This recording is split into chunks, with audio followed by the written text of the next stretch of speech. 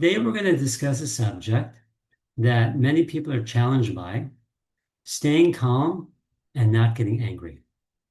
Question: my wife and I have a happy marriage, yet there's one thing that really bothers her about me: my temper. Now, I don't want to get angry, but when something upsets me, it feels like I lose control and I just can't overcome that rising feeling of anger. So, what can I do to overcome this? So, I'd say that wanting to stay calm, yet finding emotions rising, is something that many people struggle with.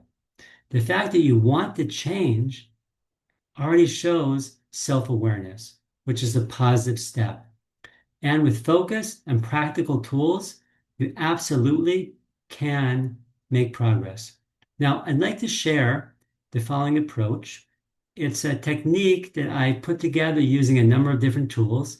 It's an acronym. It's called the Calmer's Method, CALMERS. Each letter stands for a different technique. So the first letter is C, control the red line. In other words, you can stop yourself from getting angry. It just depends on where you draw your red line. Each of us decides at what point we lose control. There are some things that we know we just can't do. They're outside the realm of what's acceptable. By moving that line further out through awareness and practice, you teach yourself that you can choose not to cross it. A, awareness of the I.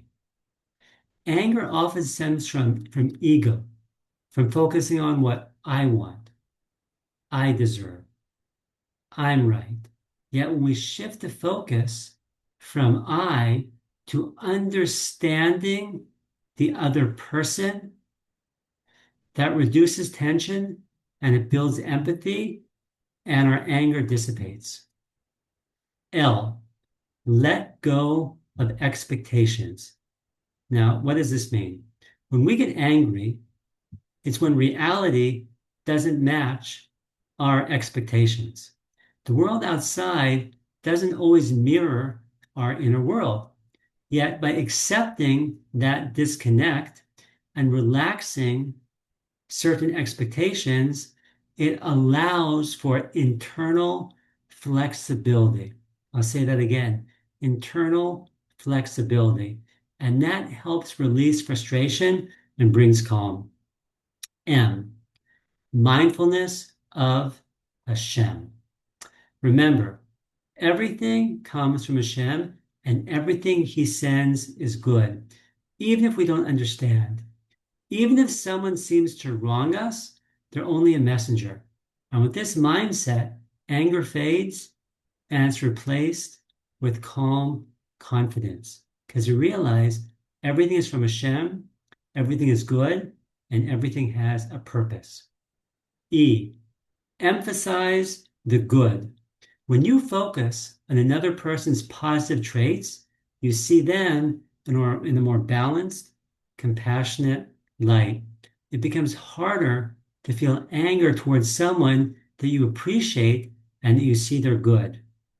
R, recognize growth. In other words, everyone's in a process of growth. We're like products on an assembly line, and we're each in a different stage of our growth. Now, mistakes are part of that development. We're not complete. So when we see others as works in progress, it builds patience and acceptance. And lastly, S, self-acceptance. When you accept your own imperfections, it's easier to accept others. When we're self-critical, we often project that onto others and we're critical of other people. So therefore, self-compassion breeds compassion of others.